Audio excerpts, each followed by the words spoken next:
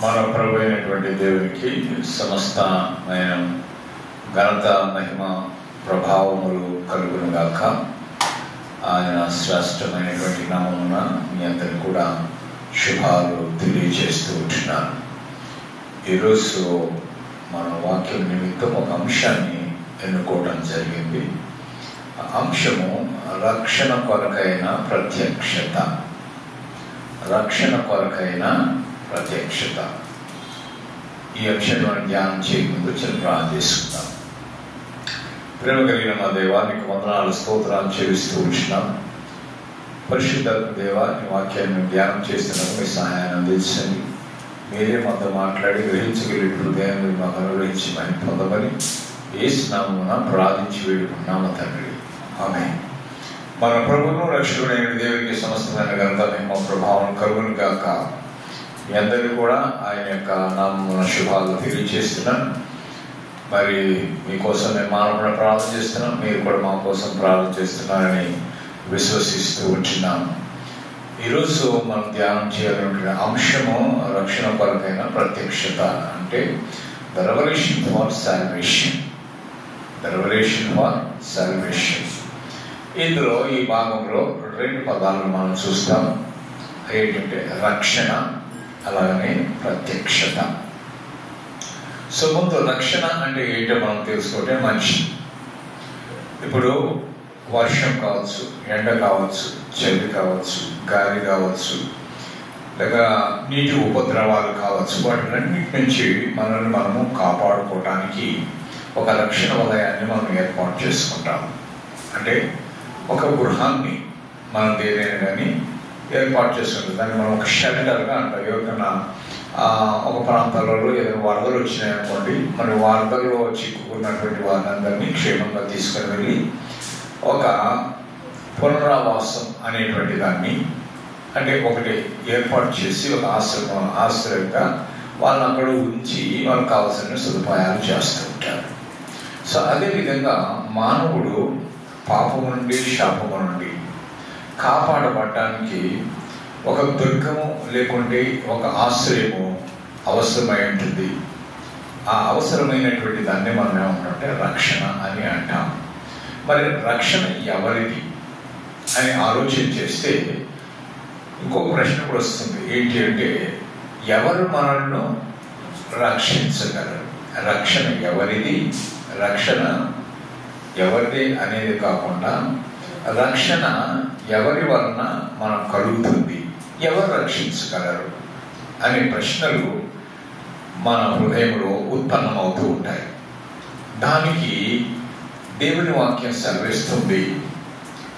3వ కీర్తనలో 8వ వచనంలో ఈ విధంగా రాయబడి ఉంది. 3వ కీర్తన 8వ వచనంలో రక్షణ యెహోవాది. ఎవరిది రక్షణ? యెహోవాది. మరి అపోస్తల కార్యంలో చూస్తాం, 4వ అధ్యాయం 12వ వచనంలో మనం చూసినట్లయితే, ఎవని వలననో రక్షణ కలగదు, ఈ నామమునందే, అంటే క్రీస్తు నామమునే రక్షణ పొందవలెను, ఆకాశము క్రింద కానీ భూమి కింద కానీ మనుష్యులు ఇవ్వబడిన ఏ నామమున రక్షణ పొందలేము. చూసారా, మనుషుల వల్ల మనకు రక్షణ దొరకదు. లేకపోతే వేరే ఏదేం విషయం ఆకాశం కింద ఉండేటువంటి దేని ద్వారా కూడా మన రక్షణ దొరకదు. ఆత్మ సంబంధమైనటువంటి రక్షణ. ఈ లోక సంబంధంగా ఏదో రక్షించడం కోసం బాడీ గార్డ్స్ ఉంటారు, లేకపోతే ఎక్కడ తీసుకెళ్ళి సురక్షితంగా పెడతారేమో. కానీ ఆత్మ సురక్షితంగా ఉండాలి అంటే, ఆత్మ సురక్షితంగా ఎక్కడ ఉంటుంది? పరలోకంలో ఉండాలి. ఆ పరలోకంలో ఉండాలంటే పరలోకానికి తీసుకెళ్లేటువంటి ఒక మార్గం ఉండాలా, తీసుకెళ్లే వ్యక్తి ఉండాలి. సో పరలోకానికి తీసుకెళ్లే వ్యక్తి, పరలోకానికి నడిపించేటువంటి వ్యక్తి, దేవుని దగ్గరికి నడిపించేటువంటి వ్యక్తి ఎవరు అంటే యేసు ప్రభు వారే. అందుకని యేసు ప్రభు వారు ఏమన్నాడు? నేనే మార్గమును, సత్యమును, జీవమును, నా ద్వారా తప్ప ఎవడు కూడా తన యొద్దకి చేరడు, రాలేడు. కనుక ఆయన ద్వారానే. అందుకని ఆయన అన్ని నామముల కన్నా పైనామం కలిగినటువంటి వాడు. అవునండి, మోషేతో ఒక మాట అన్నాడు. ఏమన్నాడంటే, ఆ పొద దగ్గర కనపడినప్పుడు, అంటే ఆ పొదలు మండుచున్నటువంటి పొదలో నుంచి దేవుడు మోషేతో మాట్లాడుతూ ఉన్నప్పుడు, అయ్యా నీ పేరు మరి నీవు ఆ ఇశ్రాయేలును ఐగుప్తు దేశం నుంచి బయటికి తీసుకురమ్మన్నావు కదా, వారు నన్ను అడిగితే నేను ఏం చెప్పాలా, నీ పేరు ఏమని చెప్పాలి అని అంటే, అప్పుడు దేవుడు ఏమన్నాడు తెలుసా, నేను ఉన్నవాడును అనువాడునై ఉన్నాను అని చెప్పన్నాడు. ఉన్నవాడును అనువాడను. చూసారండి, ఉన్నవాడు అనువాడు అనేది గొప్ప విషయం.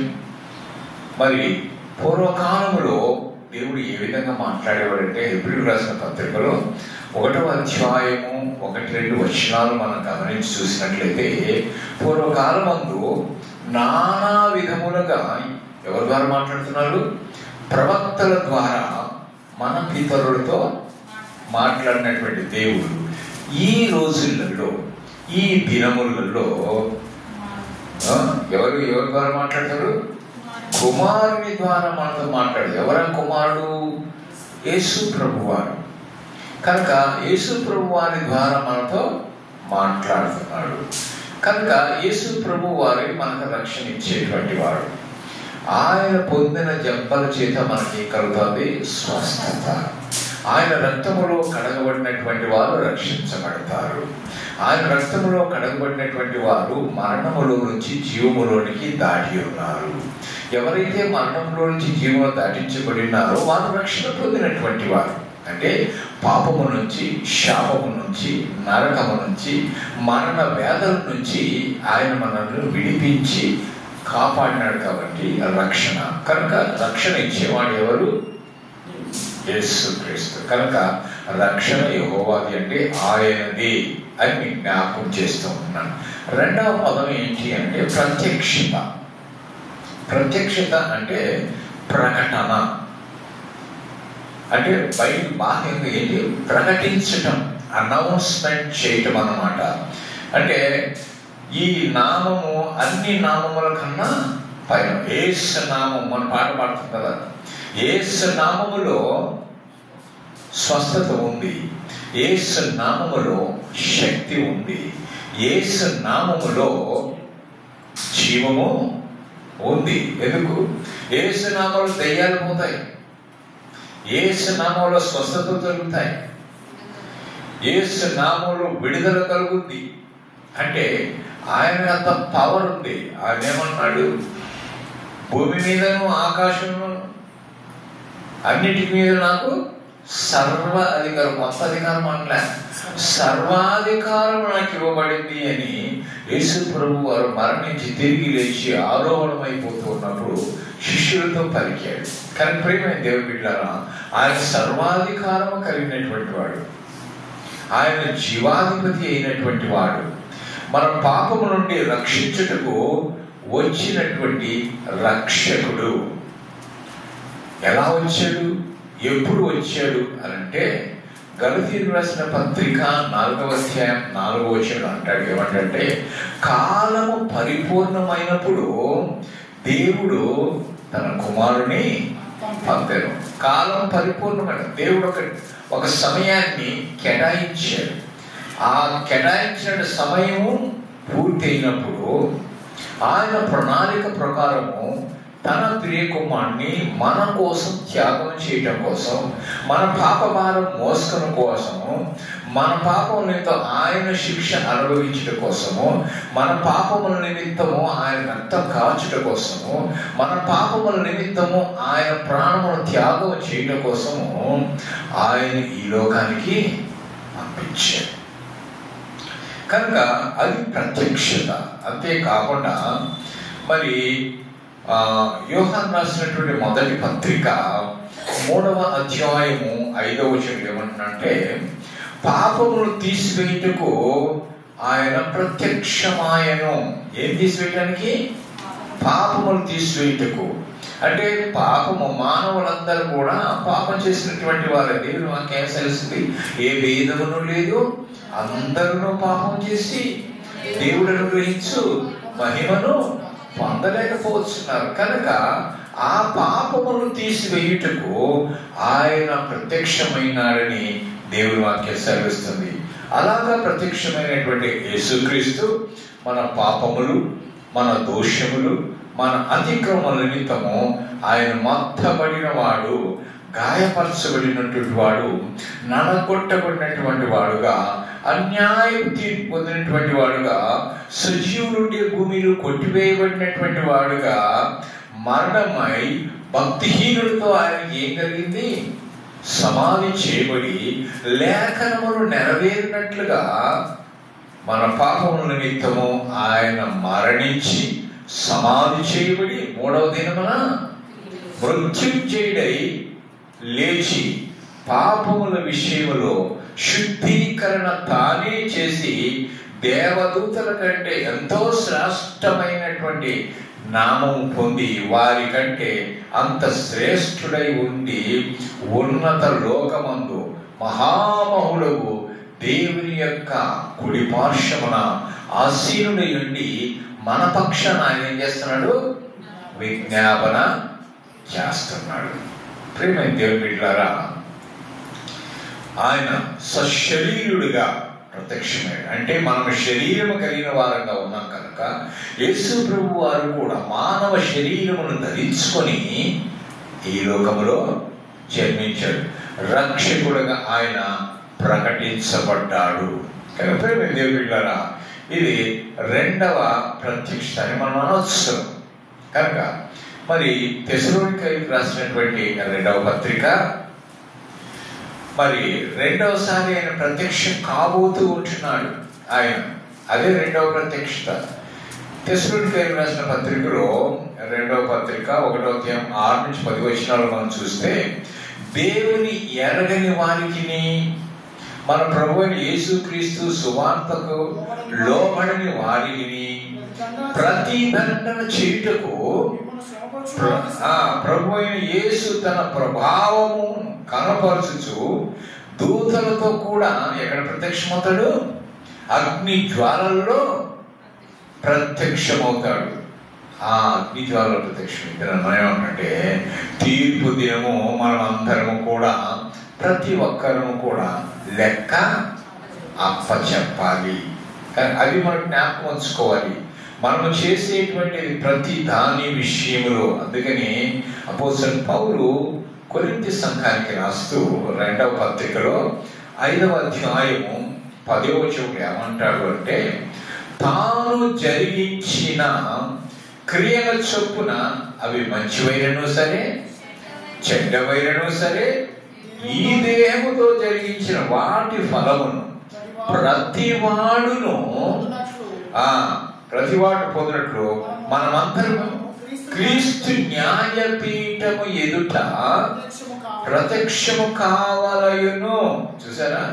అంటే మనము చేసినటువంటి మంచి క్రియలు బట్టి కానీ చెడు క్రియలు బట్టి కానీ నువ్వు ఏదైనా చేయని వాటినన్నిటికీ కూడా మనకు లెక్క అప్పచెప్పాలి. We are accountable to God. మనం లెక్క అప్పచెప్పవలసినటువంటి వారమై ఉంటున్నాం. మనం ఈ లోకంలో చేసేది ఎవరికి లెక్క అప్పచెప్పాల్సిన అవసరం లేదు. కానీ దేవునికి మాత్రము నీవు లెక్క అప్పచెప్పాలి. నువ్వు రహస్యంగా చేసినా, బహిరంగంగా చేసినా, నువ్వు ఏ విధంగా చేసినా, హృదయంలో చేసినా, ఎటువంటిది చేసినా కానీ ప్రతి దాని విషయం ఈ దేహంతో జరిగించిన ప్రతి ఒక్కటి కూడా మనము లెక్క అప్పచెప్పవలసినటువంటి వారు. ఒక యేసు ప్రభువు రాకముందు ఆ కాలాన్ని మనం ఏమంటున్నామంటే అజ్ఞాన కాలము అంటాం. యేసు ప్రభువు ఈ భూలోకానికి రాకముందు ఆ కాలాన్ని ఏమన్నా మనం అజ్ఞాన కాలము. అపోస్తల కార్యములు 17వ అధ్యాయం, అపోస్తల కార్యములు 17వ అధ్యాయం 30వ వచనంలో చూస్తే, ఆ అజ్ఞాన కాలమందు దేవుడు చూచి చూడనట్టుగా ఉండేరు.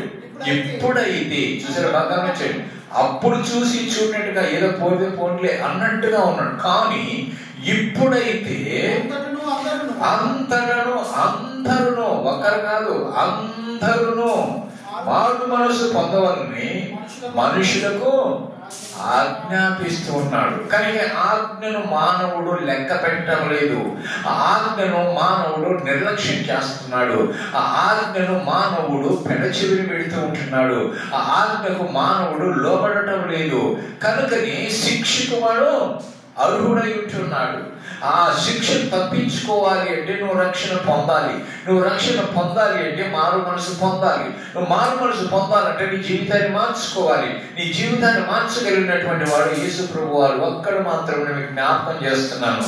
కనుక మారు మనసు పొందినటువంటి ప్రతి వ్యక్తి కూడా యేసు యొక్క రక్తంలో కడగబడినటువంటి వారై క్రీస్తు బిడ్డలుగా తీర్చబడతారు. ఆయన అంగీకరించినటువంటి వారికి దేవుని కుమారులగుటకు ఆయన అధికారము ఇచ్చారు. సో మనకు ఆ అధికారం ఉంది. మనం నమ్మినాం, విశ్వసించినాం, దేవుని బిడ్డలుగా తీర్చబడ్డాం. But now we are the property of God. మనం దేవుని యొక్క సొత్తై ఉంటున్నాం. కనుక దేవుని సొత్తైనటువంటి మనకు ఎంత భాగ్యం అండి. ఆ భాగ్యాన్ని అందరికీ ఇవ్వాలని దేవుడు ఇష్టపడుతూ ఉంటే మానవుడు పెడచెవిని పెడుతూ ఉన్నాడు. ఇప్పుడే ఎందుకులే, ఇంకా చాలా సమయం ఉంది, నా వయసు చాలా ఉంది, చూడవలసింది చాలా ఉంది, చేయవలసింది చాలా ఉంది, అనుభవించవలసి చాలా ఉంది, నేను ఎన్నెన్నో చేయాలి, నాకు ఎన్నెన్నో కోరికలు ఉన్నాయి, ఎన్నో ఆశలు ఉన్నాయి. ఈ కోరికలన్నీ తీరిన తర్వాత, మా పిల్లలకు వివాహాలు అయిన తర్వాత, నేను ఒక మంచి ఇల్లు కట్టుకున్న తర్వాత, నేను ఒక పెద్ద కారు కొనుక్కున్న తర్వాత, ఈ యొక్క ఉన్నటువంటి జనుల మధ్యలో ఒక మంచి పేరు సంపాదించుకున్న తర్వాత, నేను బాగా స్థిరపడిన తర్వాత నేను అప్పుడు యేసు ప్రభువును రక్షకుడిగా అంగీకరిస్తానంటే అది కుదరని పని. ఎందుకంటే మానవుని జీవితం నీటి మీద బుడగ లాంటిది. ఎప్పుడు ఏమవుతుందో, ఏ రోజున ఏ విధంగా మనం పోతాం మనకు తెలియదు. ప్రేమైన దేవుని బిడ్డారా, మరి చాలా మంది వీటిని నిర్లక్ష్యం చేసేదాని వల్ల వారు వచ్చినటువంటి ఉచితంగా వస్తున్నటువంటి రక్షణను నిర్లక్ష్యము చేస్తున్నారు. నీవు రక్షణ పొంది ఆయన యందు ఆనందించుచున్న ఎడల నీలో కొన్ని రుజువులు ఉంటాయి. నువ్వు రక్షణ పొందినట్టువైతే వాడవైతే, రక్షణ పొంది దానివైతే నీలో కొన్ని రుజువులు కనిపిస్తాయి. ఏంటో తెలుసా? సహోదరులను ప్రేమించుట వలన అది బయలుపడుతుంది. సహోదరులను ప్రేమించడం అంటే నిన్ను వలే నీ పొరుగు వారిని ప్రేమించున్నావు. కానీ మనం ప్రేమిస్తున్నాం అని అంటాం, కానీ క్రియారూపకంగా దాన్ని మనము చూపించలేకపోతాం. కానీ దేవుడు క్రియారూపకంగా తన ప్రేమను వెల్లడి చేశాడు.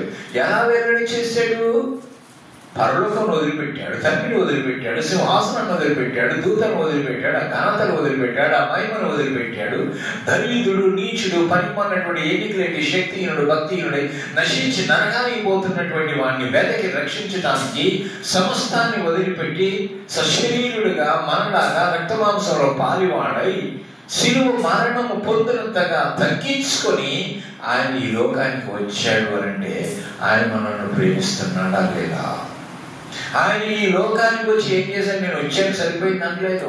నీ పాపము నీతో, నా పాపము, మనందరి పాపంలో, లోకములో ఉన్న ప్రతి ఒక్కరి యొక్క పాపం నీతో ఆయన శిలువ మరణం పొందినాడు. చేతిలో చేసిన పాపముల కోసం, కాళ్ళలో చేసిన పాపముల కోసం ఆయన చేతులు మేకులు, ఆయన కాళ్ళలో మేకులు పట్టుబట్టాయి.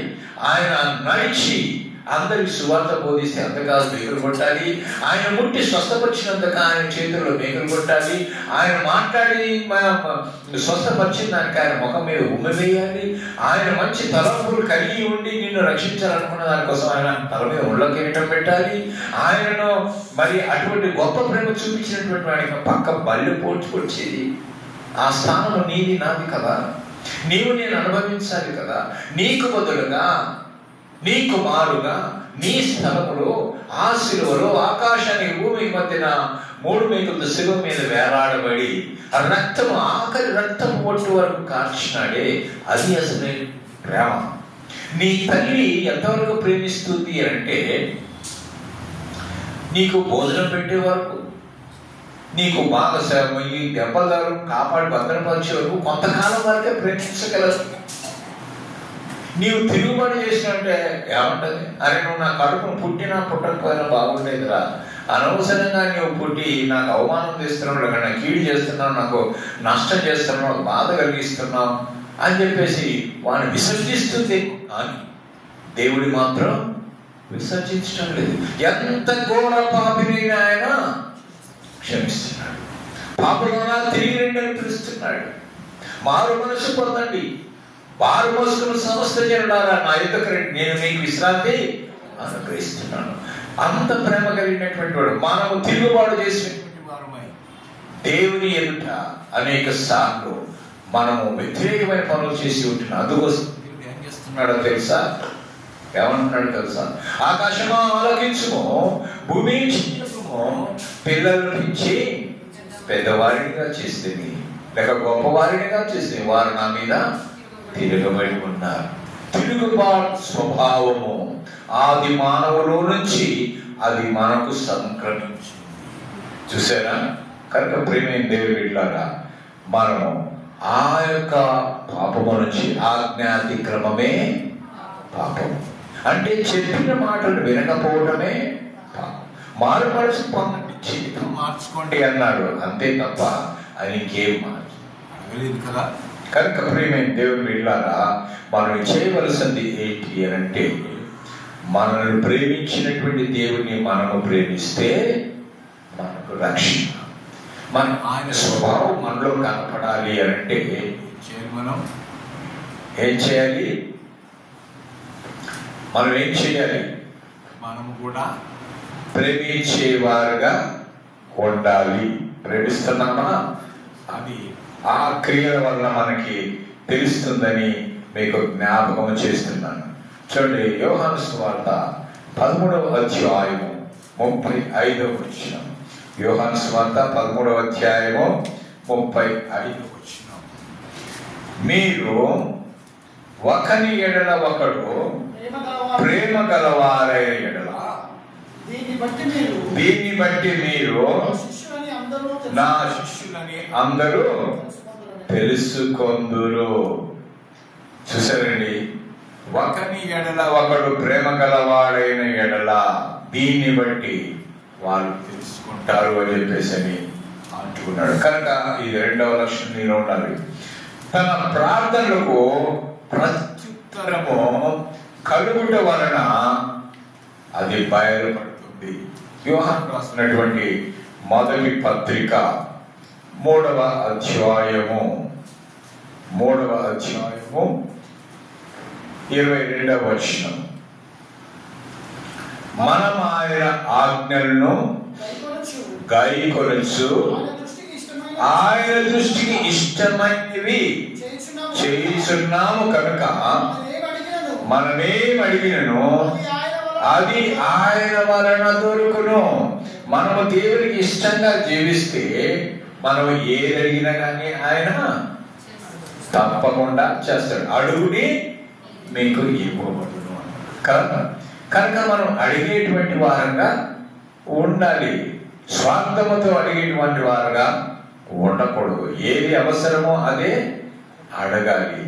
కనుక మనం అడిగేది మనం ఎలా అడగాలి అంటే మనల్ని తగ్గించుకొని మనము అడిగేటువంటి వారుగా ఉండాలి. మూడవదిగా మనం చూస్తే, మరి తనలో పరిశుద్ధాత్మ నివసించుట వలన, దేవుని యొక్క పరిశుద్ధాత్మ మనలో నివసించుట వలన మనము రక్షణ పొంది ఉన్నామని నిరూపించబడుతుంది.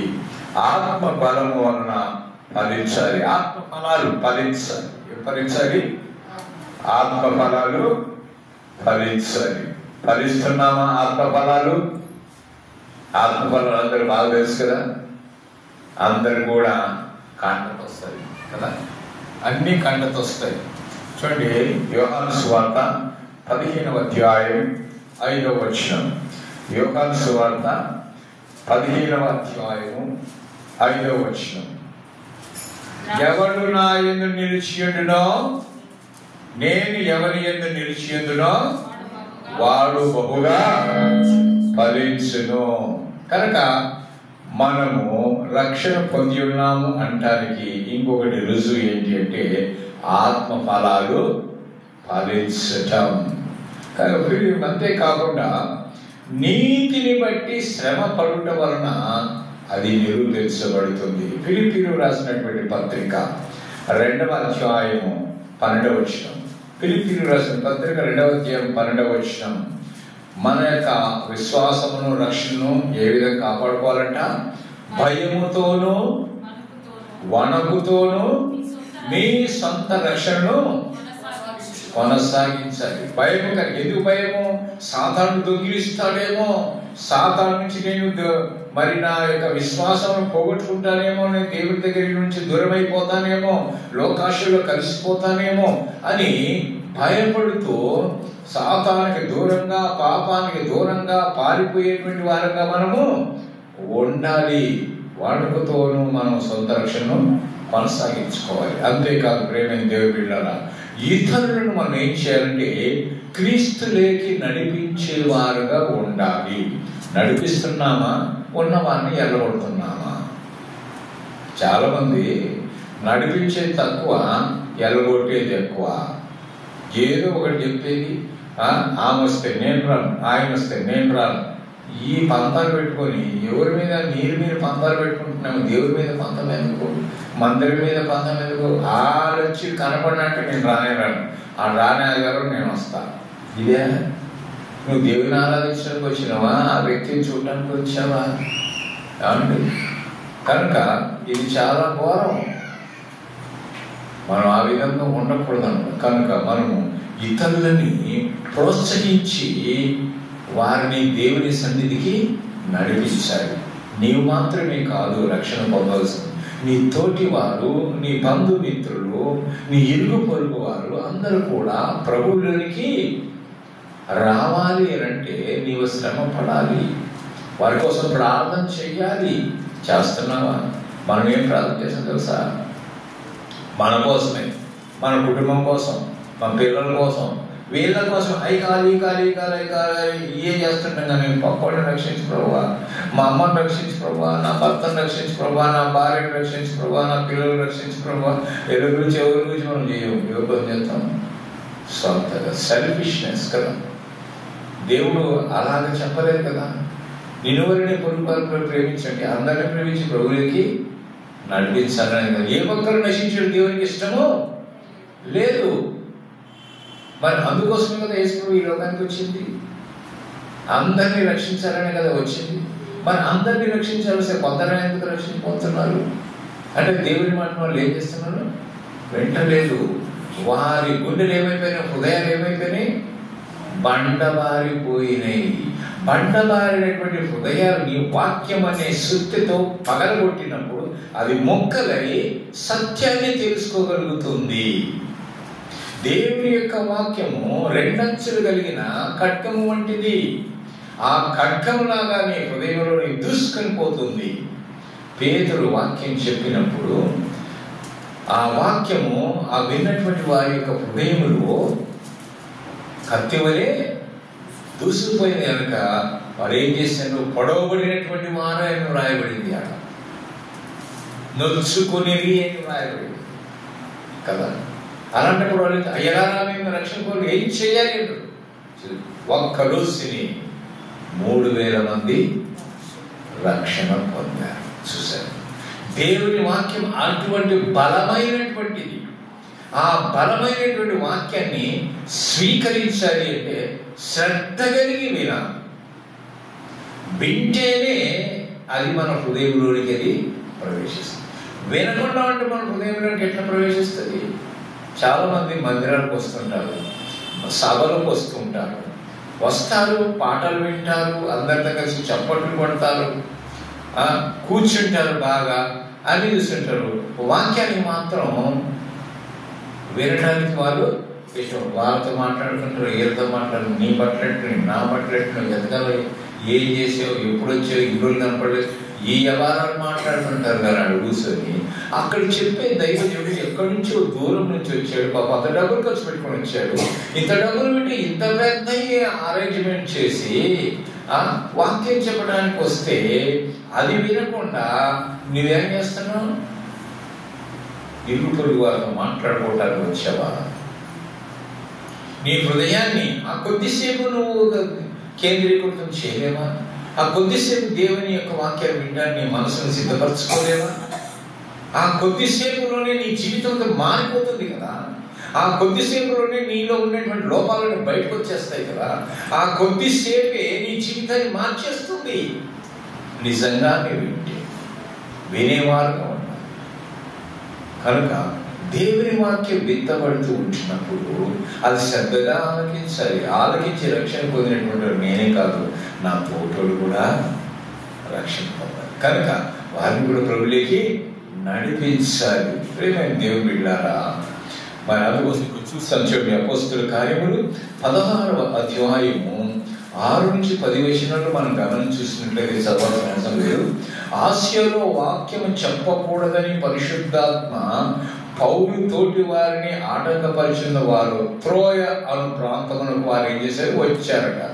పౌలు దర్శనములో ఒకటి కనపడింది. ఏంటంట, మాసిదోనియాకు వచ్చి మాకు సహాయం చేయమని ఒకడు వేడుకొనిచున్నట్లు చూచాడు. కనుక వారికి సువార్త ప్రకటించుటకు దేవుడు ప్రత్యక్షపరిచాడని వెంటనే వీళ్ళు ఏం చేశారు, ఆ ప్రాంతానికి వెళ్ళారు. చూసారు అంటే దేవుడిచ్చినటువంటి దర్శనకు పిలుపునకు ఏం చేశారు, వారు సేవా ప్రయాణంలో ముందుకు వెళ్ళారు. అలా సేవా ప్రయాణంలో వెళ్తున్నప్పుడు ఎన్నో శ్రమలు, ఎన్నో ఉపద్రవాలు, ఎన్నో ప్రాణాపాయాలు వచ్చినప్పటికీ కూడా వారు ఆ సేవను వదిలిపెట్టినటువంటి వారు కాదు. సేవ అంటే సులువైనది కాదండి. సేవ అంటే కష్టంతో కూడినటువంటిది. సేవ అంటే శ్రమతో కూడినటువంటిది. సేవ అంటే దుఃఖంతో కూడినటువంటిది. సేవ అనంటే అనుభవంతో కూడినటువంటిది. సేవ అంటే it is not the bed of roses. ఏదో మనకు సేవకుడు వస్తున్నాడంటే పూలు జల్లినటువంటి పూల పాంపు మీద పడుకున్నట్టుగా పూల మొక్కల మీద పూల మీద నడిచేట్టు కాదండి. అది ముండ్ల మాట, అది ముండ్ల మాట. దేవుని సేవ చేయాలంటే అంత ఈజీ అని కాదు.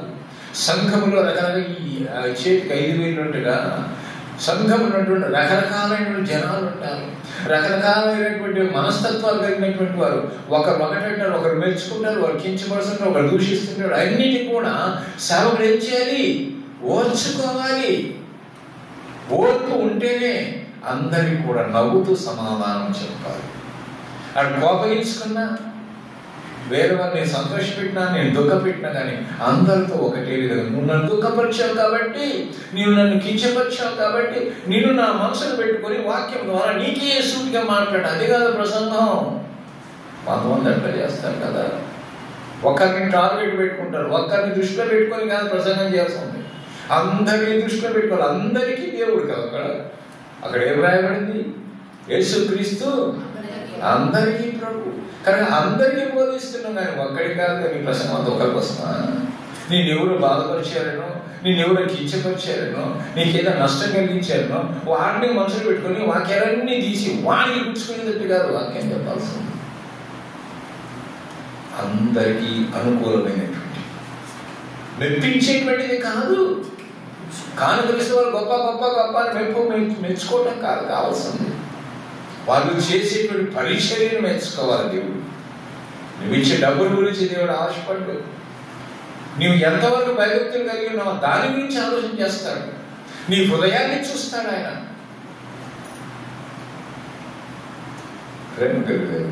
దేవుడు మనల్ని ఆ విధంగా ఉండాలని కోరుకుంటూ ఉంటున్నాడు. కనుక మనము వారు ప్రాణాలను సైతం లెక్క చేయకుండా అపోస్తులైనటువంటి వారు, ఆనాటి క్రైస్తవులు, ఆనాటి ఆది సంఘస్థులు క్రీస్తు కోసం ప్రయాసపడ్డాడు. ఈనాడు మనం ఏ విధంగా ఉన్నాం? సర్వ సృష్టికి వెళ్ళి సువార్తను ప్రకటించండి అని దేవుని వాక్యం చెప్తుంది. యేసు ప్రభువు ఆజ్ఞించారు. అది పురస్కరించింది కదా మేము అన్ని చోట్లలో పోయి సువార్త సభలు ఏర్పాటు చేసి సువార్తను ప్రకటిస్తున్నాం. మాకెందుకు ఆ భారం? ఒక్కరన్నా రక్షణ పొందించాలి. ఒక్కరినైనా ప్రభువులోకి నడిపిస్తే మాకు భాగ్యం. డబ్బు ప్రాముఖ్యం కాదు, సమయం ప్రాముఖ్యం కాదు, ఆరోగ్యం ప్రాముఖ్యం కాదు, కానీ ఒక ఆత్మ ఒక్క ఆత్మ. ఎంతమంది ఆత్మని నడిపించారు? మీ కుటుంబంలో మీ భర్త నడిపించారా? మీ కుటుంబంలో మీ భార్య నడిపించారా? మీ కుటుంబంలో మీ పిల్లలను మార్చగలిగారా? ఏ విధంగా మీ కుటుంబం క్రైస్తవ కుటుంబంగా పేరు పెట్టుకొని, క్రైస్తవ తండ్రి ఒక దగ్గర, భార్య ఒక దగ్గర, పిల్లలు ఒక దగ్గర, అత్తమామల ఒక దగ్గర, ఇట్లా సంఘాన్ని చీలిపోయేటువంటి వాళ్ళు. అలా కాదు, అందరూ ఒకటే అందరంటే. ఎందుకంటే ఒక్క దేవుడిని ఆరాధన చేస్తారు కదా, అందరూ ఒక్క దగ్గరికి వెళ్ళేవారు. కనుక అది నిన్ను చూసినప్పుడు అందరూ నిన్ను చూసి హర్షించేటువంటి వారుగా ఉండాలి. కనుక క్రీస్తు ప్రేమను ప్రకటించాలంటే శ్రమ కావాలి. సువార్తను ప్రకటించే వారుగా ఉండాలి. యోహాను సువార్త 12:25 మనం గమనించి చూస్తున్నాం. ఏమంటే యోహాను సువార్త 12:25 తన ప్రాణమును ప్రేమించువాడు దానిని పోగొట్టుకొనును, ఈ లోకంలో తన ప్రాణమును ద్వేషించువాడు నిత్య జీవం కొరకు దానిని కాపాడుకో. అంటే దేవుని కోసం ప్రాణం పోగొట్టుకుంటే పరలోకంలో ఈ ప్రాణాన్ని కాపాడుకుంటాడు. మన ప్రాణము, మన ఆత్మ రక్షణ పొందినటువంటి ఎక్కడి ఇవ్వాలి? మన దేవునికి ఉండాలా? పరలోకంలో నిత్య నివాసములో క్రీస్తుతో ఉండాలని ఆశపడాలి. ఇక్కడ ఎవరో చంపుతామనో, కొడతామనో, తిడతారనో, వేస్తారనో, రిజర్వేషన్స్ రావనో, లేకుంటే అందరూ కూడా నీచని చూస్తారనో, లేకుంటే కుటుంబంలో నిరాకరిస్తారనో, నీవు వీరికి భయపడి ఉండి నీవు దేవుని నిరాకరిస్తే ఈ లోకంలో నీకు మెప్పు కలిగి ఏదో చూస్తామే కానీ చివరికి నువ్వు ఎక్కడికి పోతావు? నరకానికి పోతావు. ఎప్పుడైనా ఇలాగ వదిలిపెట్టిపెట్టు లేదా? ఎవరేం శాశ్వతంగా వచ్చేటోళ్ళు కాదు. మన భర్త రాదు, భార్య రాదు, పిల్లలు రాదు, తల్లి రాదు, తండ్రి రాదు, ఆనందం ఎవరు రాదు. చచ్చేటప్పుడు ఎవరిని వస్తారా? యాడికి వస్తే ఎంతవరకు వస్తారు తెలుసా? భూస్థానం డబ్బా వరకు వస్తాడు, కొత్తది గాడిదాకా వస్తాడు. తర్వాత వస్తారా? లేదు కదా, ఎవరు రాదు. కానీ మన తుండేవాడేవాడండి, ఎల్లప్పుడూ మన తుండేవాడండి. అందుకే పాట పడినా, ప్రేమైన దేవుడిలారా, మన ప్రాణము దేవుడిచ్చింది.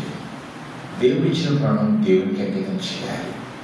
దేవుడిచ్చిన ప్రాణము దేవునికి అంకితం చేయాలి.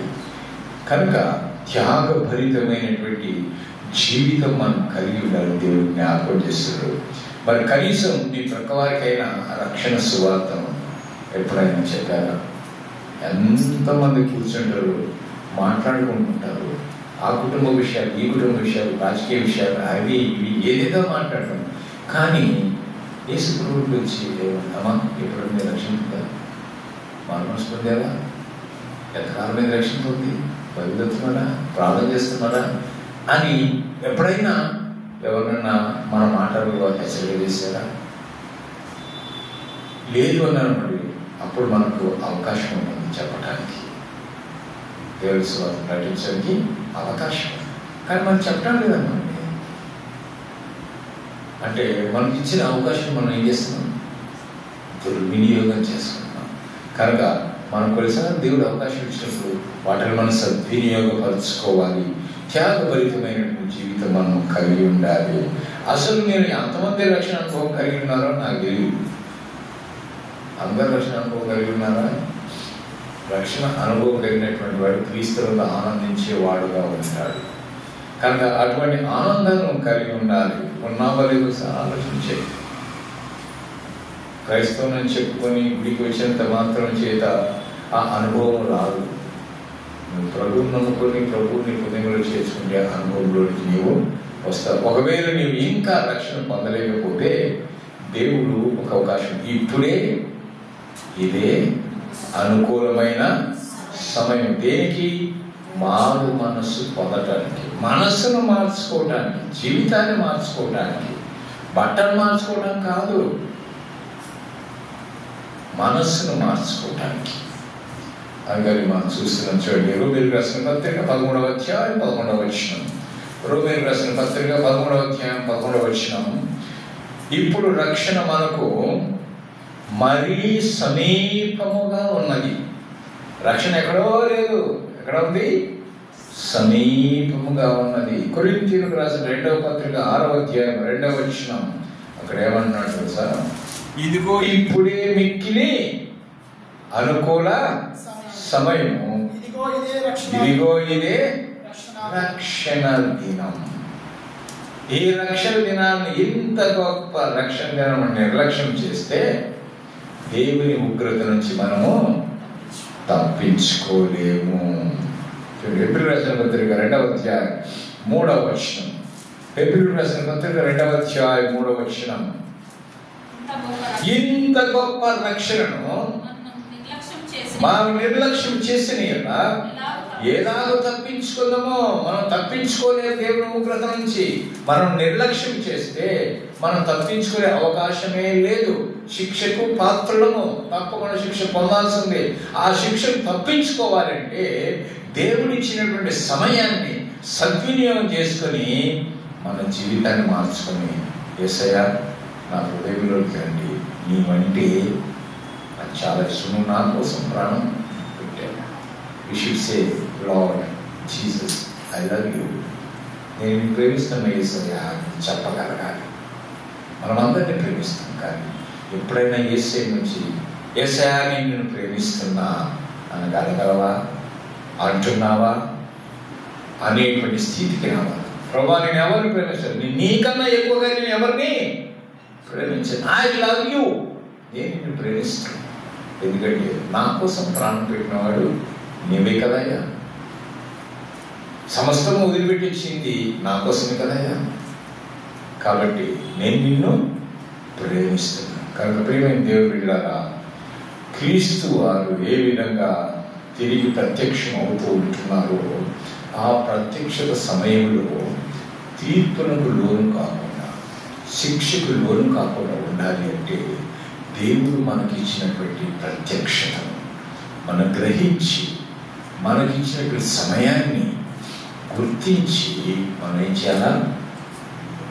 సద్వినియోగం చేసుకొని మారు మనస్సు పొందాలి అన్నాడు. రక్షణ పొందాలి. మీరు అనుకోవచ్చు, అవి పొద్దు మారు మనసు పొందండి, రక్షణ పొందండి, అమ్మ అది పొందండి, ఇది పొందండి, ఇంకేం పని లేదు, ఇదే ఉంది. Yes, it's my duty to tell you. నా డ్యూటీ చెప్పాలి. నువ్వు వింటావో ఇరవో, ఈ షోతో వింటావో ఆ షోతో తెలుసా, నీ ఇష్టం, నాకు సంబంధం లేదు. చెప్పవలసిన మాట నన్ను చెప్పమన్నాను, నేను చెప్పిన వింటావో ఇరవో నీ కర్మ, అంతే కదా. రేపు పొద్దున దేవుడి సన్నిధిలో నిలబడినప్పుడు అడుగుతాడు, అమ్మ ఎందుకమ్మా ఎన్నిసార్లు చెప్పినంటే ఆయన చెప్పాడు, నాకెవరు చెప్పలేదంటే వీలు లేదు, అవకాశం లేదు. ఎందుకంటే ఆల్రెడీ సాక్ష్యం కనిపిస్తాను, ఆయన చెప్పాడు కదా ఇన్నిసార్లు నీకు హెచ్చరిక చేశాడు కదా, అయ్యా నీకు హెచ్చరిక చేశాడు కదా అని ప్రతి ఒక్కరు. నేను ఎందుకు చెప్తున్నానంటే టీవీలు చూసేవాళ్ళు, యూట్యూబ్లో చూసేవాళ్ళని ఈ సందర్భంలో వాళ్ళకి కాదు. మొత్తం ఎవరైతే ఈ యూట్యూబ్లో చూస్తారో, టీవీలో చూస్తారో వాళ్ళందరికీ వర్తిస్తుంది.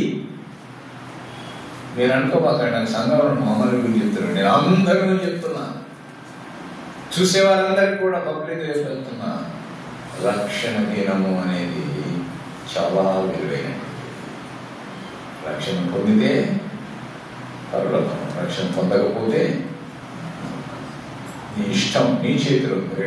రక్షణ కావాలా పోతా, పరలోకం కావాలా పోతా అని మీరు తీర్మానం చేసుకోవాలి. కానీ ప్రేమ దేవుడు మాత్రం సెలవిస్తుంది, ఇంత గొప్ప రక్షణ నిర్లక్ష్యం చేస్తే ఎలాగూ తప్పించుకుంటాం. కనుక నీ జీవితంలో ఇంకా నువ్వు తీర్మానం చేసుకోకుండా, మారు మనసు పొందకుండా, పాత జీవితంలోని ప్రాంత బతుకుతూ ఉంటే నీవు అపాయకరమైన స్థితిలో ఉన్నావని గుర్తించు. నరకానికి అంచుల భాగానికి వచ్చినామని గుర్తించు. ఏ రోజు ఏదవుతుందో తెలియదు, ఏ రోజు ఎప్పుడు జరుగుతుందో, ఏం జరుగుతుందో మనకు తెలియదు. కనుక మనల్ని మనం పరీక్ష చేసుకొని, ఒకవేళ రక్షణ పొందకపోతే ప్రభువులను మార్చండి, సహాయం చేయండి దేవాలని దేవుని అడవులు, తప్పకుండా దేవుడు మీకు సహాయం చేస్తాడు. అటుకొరకు దేవుడిని అనుగ్రహించగా ప్రార్థిస్తున్నాం. ప్రేమ కలిగిన దేవానికి స్తోత్రాలు చెల్లిస్తున్నాము తండ్రి. మీ వాక్యం ద్వారా నాయన ప్రభు రక్షణ ఎంత ప్రాముఖ్యమైనదో, ఎంత శ్రేష్టమైనటువంటిదో మీరు మాకు బయలుపరిచారు.